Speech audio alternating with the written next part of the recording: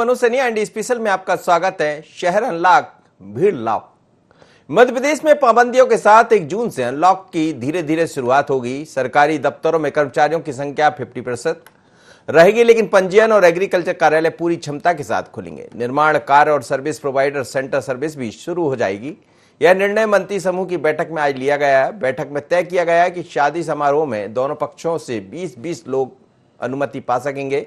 इसके साथ ही दाह संस्कार और मृत्यु भोज में भी 20-20 लोग से ज्यादा शामिल नहीं होंगे। गृह एवं जेल मंत्री डॉक्टर नरोत्तम मिश्रा की अध्यक्षता में मंत्रालय में हुई बैठक में निर्णय लिया गया कि जिलों में कोरोना संक्रमण की स्थिति को देखते हुए कुछ शर्तों के साथ आर्थिक गतिविधियां शुरू की जाएगी।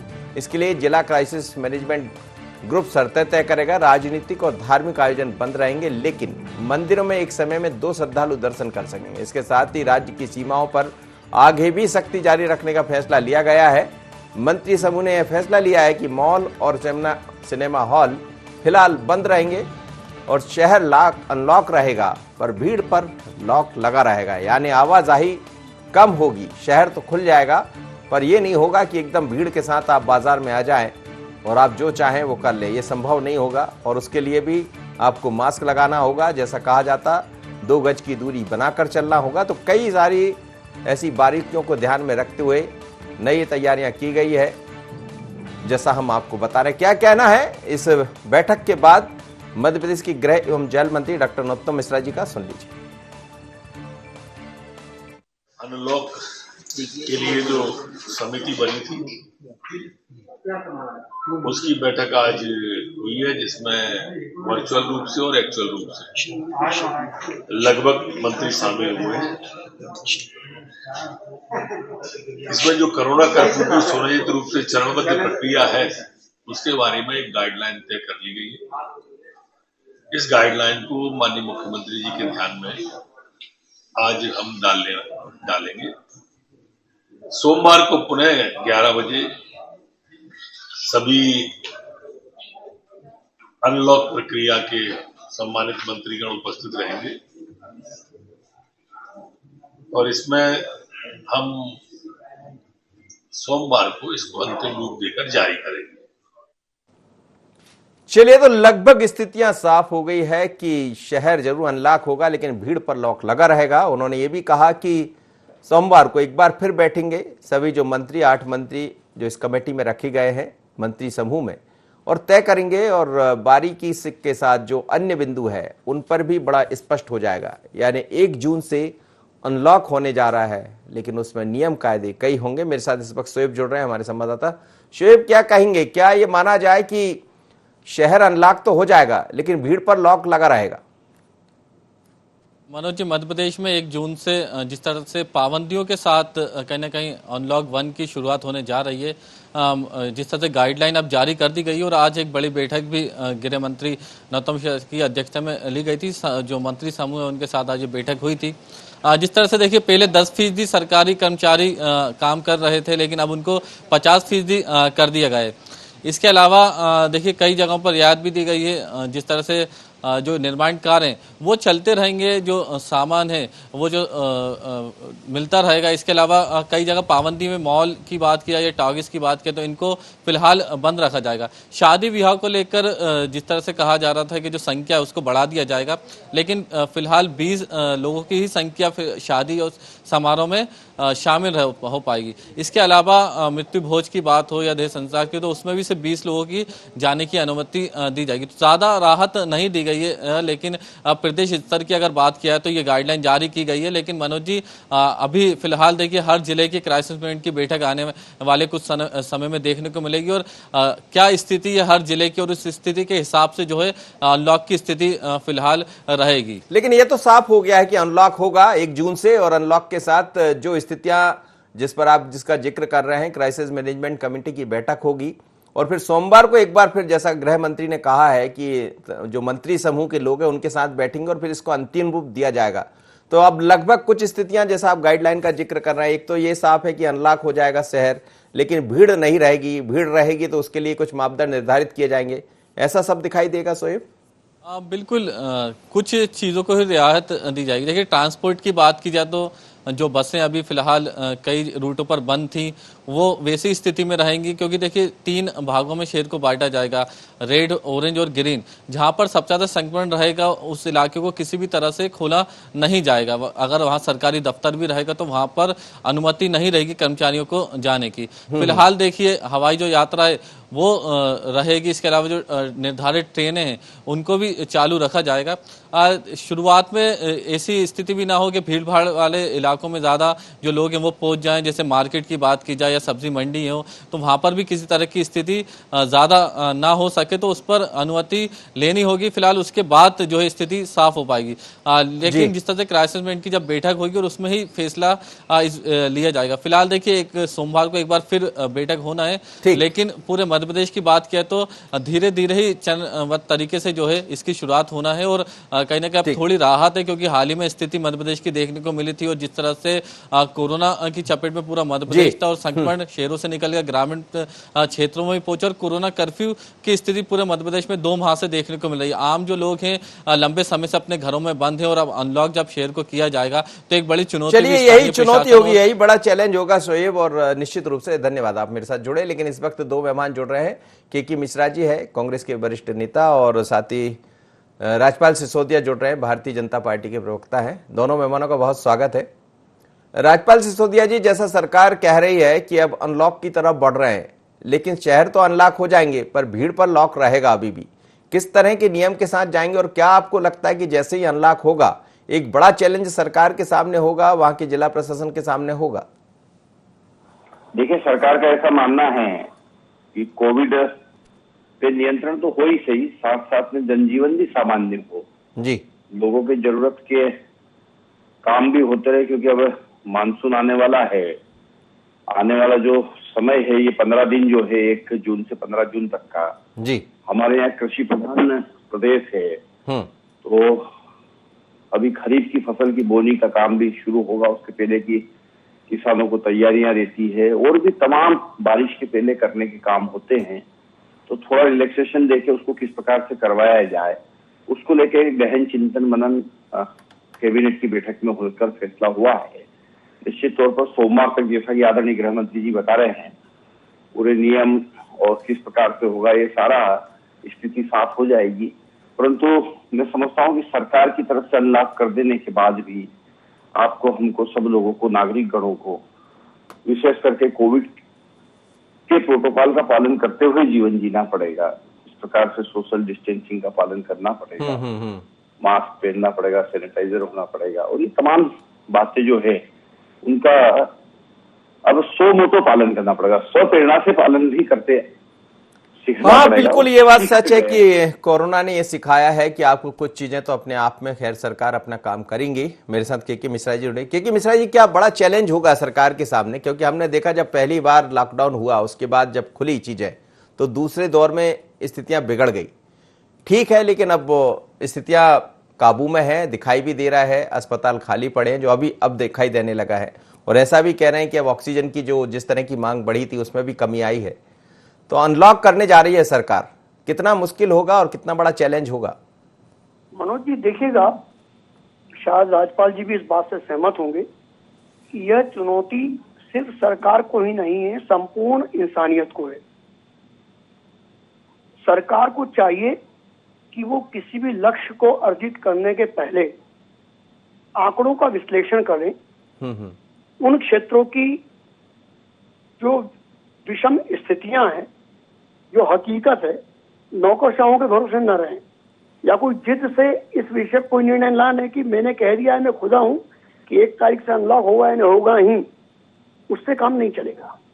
हमें सोच समझ के निर्णय लेना चाहिए, क्योंकि यदि हमने एकाएक अनलॉक कर दिया, निश्चित तौर पर भीड़ का विस्फोट फिर बाजारों में होगा और जब वो विस्फोट होगा तो फिर स्थिति असहनीय और कंट्रोल से बाहर हो जाएगी। फिर मजबूरी में सरकार कह देगी कि तीसरी लहर आ चुकी है, जिसकी तैयारी अभी तक कुछ भी नहीं है।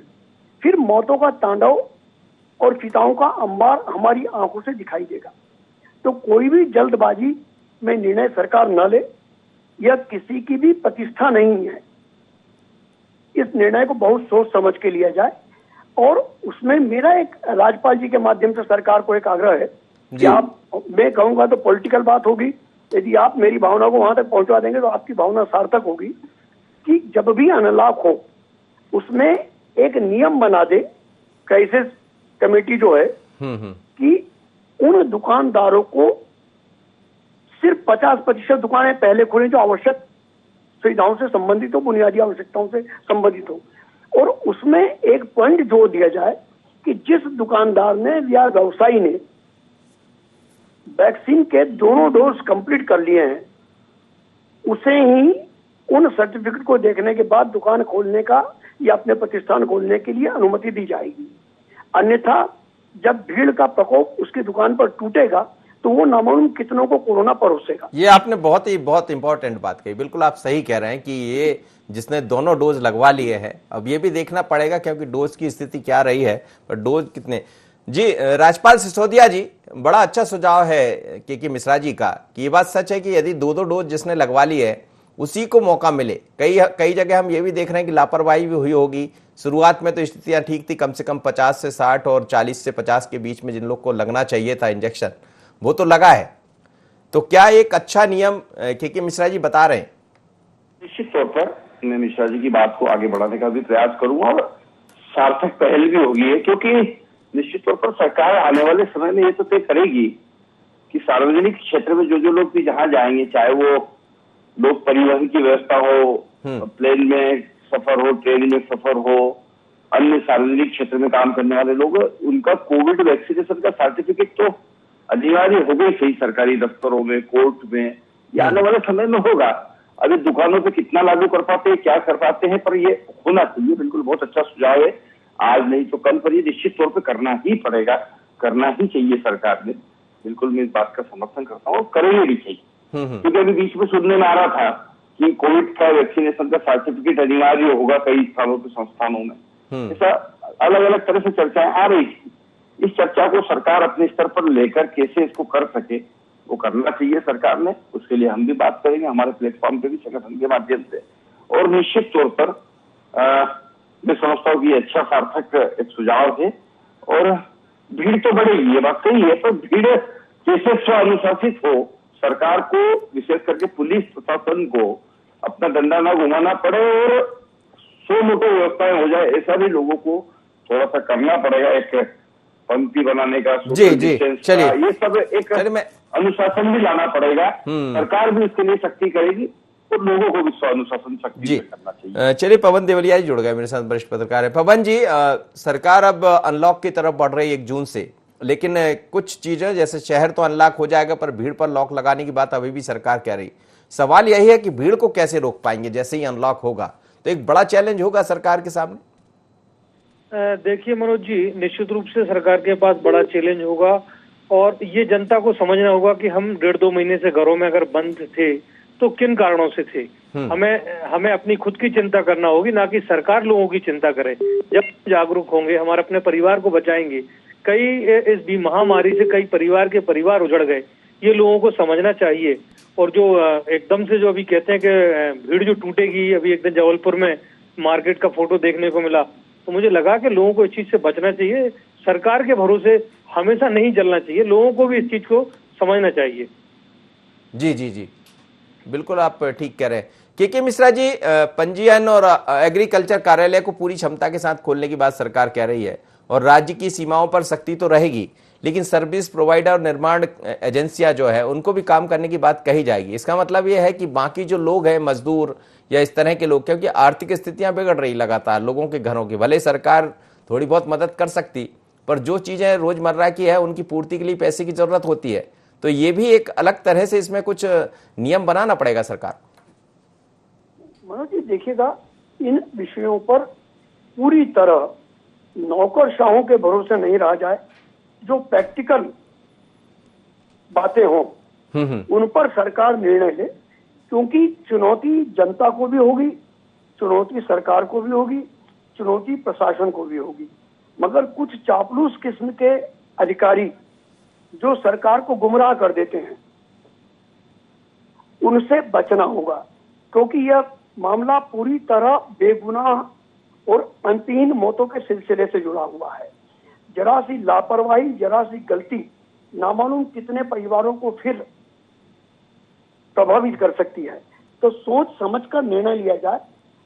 और मैं यह नहीं कह रहा हूं और कोई याचना भी मुख्यमंत्री जी से नहीं कर रहा हूं, क्योंकि साल भर में मुख्यमंत्री जी की तरफ से ऐसा कोई प्रयास नहीं हुआ कि सारे राजनीतिक दलों को या सारे उद्योगपति समूहों को या व्यवसायी समूहों को, पहले होता था, आपने देखा है इतने दिनों की जर्नलिज्म में कि प्रशासन और सरकार प्रतिष्ठित राजनीतिक दलों को, उनके नेताओं को बुलाती थी। एक मीटिंग उद्योगपतियों की बुलाती थी, एक मीटिंग बैंक वालों की बुलवाती थी, एक मीटिंग मजदूर समूहों की बुलवाती थी। सबको कॉन्फिडेंस में लेकर सबकी बात करके कोई निर्णय लिया जाता था।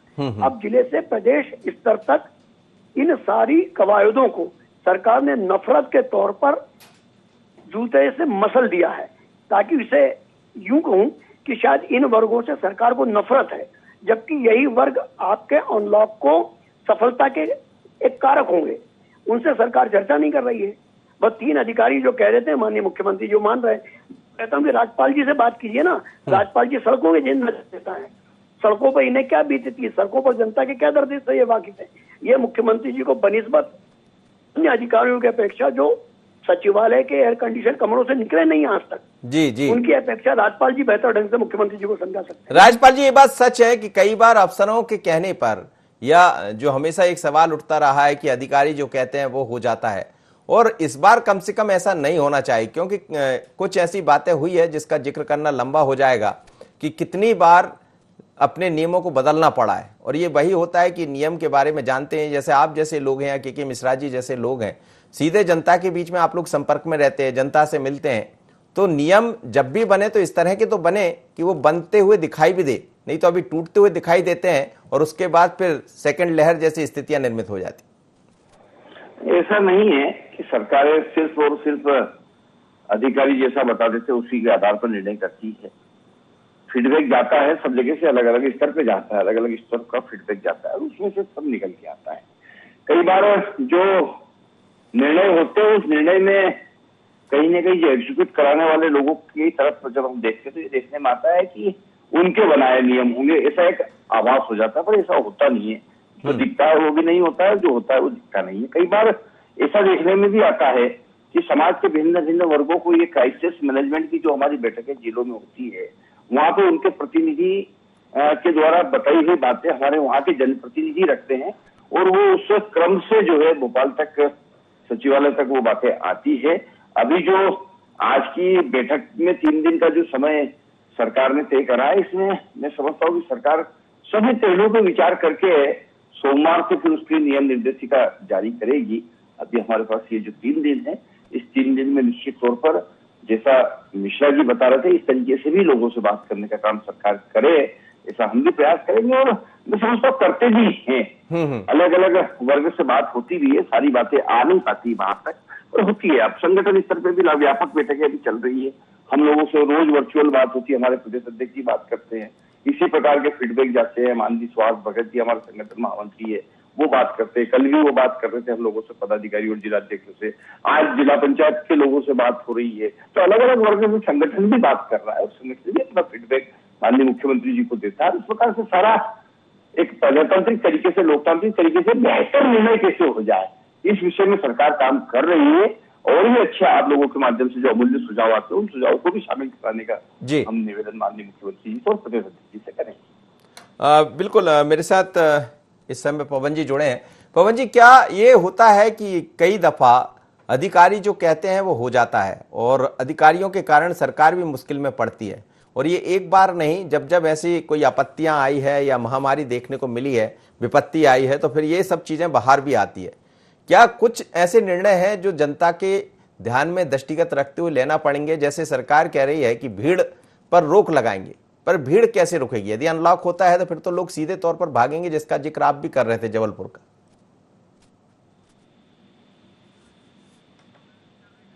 चलिए, मेरे साथ के मिश्रा जी जुड़े। के मिश्रा जी, आपसे मेरा यही सवाल था कि जब सीधे अनलॉक जब होता है तो लोग सीधे निकलकर बाहर भागते हैं, लेकिन इस बीच में आप देख रहे हैं कि अब फसलों का टाइम हो रहा है, बुवाई का टाइम होना है, बोनी का टाइम होना है, एग्रीकल्चर है या आर्थिक गतिविधियां बुरी तरह बिगड़ी हुई है, जिसका जिक्र मैंने पहले भी आपसे कहा था, तो ये सब ठीक कैसे हो पाएगी यदि अनलॉक पूरी तरह नहीं होगा तो? देखिए, निश्चित तौर पर चुनौतियां सभी दूर से हैं। अनलॉक या लॉकडाउन ये समझदारी से लागू किए जाने वाले निर्णय हैं। मैं बार बार यही दोहराना चाह रहा हूं आपसे जी जी कि जो भी निर्णय हो समझदारी से हो, और हम तो इतना कह सकते हैं कि जनता के हित में सरकार हमारा जो भी सहयोग विपक्ष के रूप में लेना चाहेगी, हम सरकार के साथ हैं। नहीं, लेकिन आप एक सवाल खड़ा कर रहे थे कि कई दफा जो क्राइसिस मैनेजमेंट कमेटी है उसमें सभी लोगों को नहीं बुलाया जाता, यानी जो बात निकलकर जनता के बीच की आना चाहिए वो नहीं पहुंच पाती और फिर नियम दूसरे नए बन जाते हैं। जी, मैं पर्टिकुलर नहीं कहूंगा और आप भी उसको अन्यथा मत लीजिएगा। नहीं, आपके पास तो पूरे प्रदेश की खबरें हैं। जी जी, कई जगह तो क्राइसिस मैनेजमेंट कमेटियां जो बनी है वो कलेक्टर की दलाली कर रही है, कलेक्टर चला रहे हैं उनको। और सांसद और विधायक रेंज के व्यक्ति कलेक्टर की दलाली कर रहे हैं, जो कलेक्टर कह रहा है उसकी हम मिला रहे हैं। अब कहा होगा मैं सीधी तौर पर आपको कहना नहीं चाहूंगा, जी जी, मनोबल टूटता है लोगों का, मगर आप पता लगा सकते हैं कि मेरे आरोप मैं समझ रहा हूँ आपकी बात जी। और भारतीय जनता पार्टी के नेताओं को, शीर्ष नेताओं को इस मामले में हस्तक्षेप करने पड़े कि निर्णय कलेक्टर अपने मन से ले रहे हैं, क्राइसिस मैनेजमेंट कमेटी दलाली कर रही, ताली बजा रही है, और जनता के प्रतिनिधि जिन्हें लाखों वोटों से जनता ने जिताया है वो कलेक्टर की तालियां बजा रहे हैं। राजपाल जी, प्रशासन का पार्ट शासन भी होता है, शासन प्रशासन दोनों मिलकर काम करते हैं और निर्णय जो भी होता है उसको एग्जीक्यूट कराने का काम कलेक्टर और अन्य अधिकारी लोग करते हैं। तो कई बार उसकी अच्छाई भी उनके ऊपर आती है, उसकी बुराई भी उनके ऊपर आती है और आना भी चाहिए। स्वाभाविक है, अगर मान लो कोई निर्णय होता है, कोई निर्णय लागू होता है और उस निर्णय को लागू कराने में कई बार उसके दोनों पक्ष होते हैं तो दूसरा पक्ष भी उनके माथे फूटता ही है, स्वाभाविक फूटना भी चाहिए। पर मैं ये कहना चाहता हूँ कि ये इस प्रकार का जो आरोप है कि दलाली और ये सब, इस प्रकार का कुछ भी नहीं है।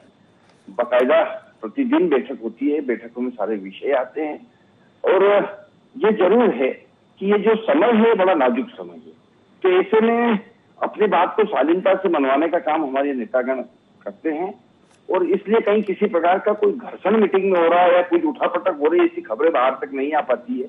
इस वजह से भी कई बार ऐसा लगता है कि सब स्मूथली हो रहा है, मतलब सब मिली भगत से हो रहा है। ऐसा नहीं है, ये समय ऐसा है कि एक दूसरे का भावनाओं को समझते हुए काम को कैसे हम करें। ये समय ऐसा है कि इस समय में हम किस प्रकार से सीमित संसाधनों में ज्यादा से ज्यादा सुविधाएं दे सके लोगों को, कैसे हम मांग और पूर्ति के बीच का अंतर पटा सके, कैसे हम जो है कई जगह तो ये तक देखने में आया कि हाथ जोड़ जोड़ के हमने सामाजिक संस्थाओं को, इनको सबको काम पे लगाने का काम किया और सब लोग लगे। कलेक्टर हुए चाहे प्रशासनिक अधिकारी हो, वो भी कई संस्थाओं के ऑफिसों में जा जाके रिक्वेस्ट करने गए कि सब आइए आप हमारी मदद करिए, शासन प्रशासन। क्योंकि चलिए, बहुत बहुत धन्यवाद राजपाल जी और के मिश्रा जी मेरे साथ जुड़े, पवन जी भी जुड़े थे। लेकिन सवाल यही है कि एक दूसरे के सहयोग के बिना कुछ हो नहीं पाता, पर होता क्या है, नियम बन जाते हैं, बाद में नियम टूटते हुए दिखाई देते हैं। अब सरकार ने ये तय कर दिया है कि अनलॉक करने जा रहे हैं और बाकायदा मुख्यमंत्री ने उसके लिए अलग अलग संभाग में गए, वहां की जो कमेटियां हैं उनसे बात की है और कई तरह से बैठकों का दौर जारी है। इस बैठक के बाद जो चीजें सामने आएगी, मंत्री समूह के बैठक में भी ये तय किया गया है कि शहर को अनलॉक तो किया जाएगा, लेकिन भीड़ पर कैसे काबू रखा जाए उसको लेकर कुछ नियम बनाने की बात कही गई। सोमवार को फिर एक बैठक होगी, बैठक के बाद फाइनली हमारे सामने होगी कि आखिर किस तरह से हम अनलॉक की तरफ बढ़ रहे हैं। पर यह मानकर चलिएगा कि 1 जून को अनलॉक हो रहा है और यदि आप घर से निकलें तो मास्क लगाकर जरूर निकलिएगा और बार बार आने की जरूरत नहीं है। 2 व्यक्ति घर से क्यों निकलते, जब एक व्यक्ति काम कर सकता तो एक से काम करा लीजिए। सैनिटाइजर लेकर चलिएगा, साथ में किसी को ना लाइएगा, दूरी बनाकर रखिएगा। सरकार का काम है आपको सुविधा देना, लेकिन सुविधाओं का दूसरे तरीके से, गलत तरीके से फायदा उठाना ये सबके लिए तकलीफ दे देगा। क्योंकि आपने देखा है पहले लॉकडाउन के बाद क्या स्थितियां बनी थी, जैसे ही बाजार खुले थे, और फिर हम सेकेंड लॉकडाउन के बाद खुलने की तरफ आगे बढ़ रहे हैं। उसमें आप सबके सहयोग की जरूरत होगी, जब ही हम इस जंग को पूरी तरह जीत पाएंगे। शहर अनलॉक, भीड़ लाक, इतना ही। मुझे दीजिए इजाजत, बने रहिए ND24।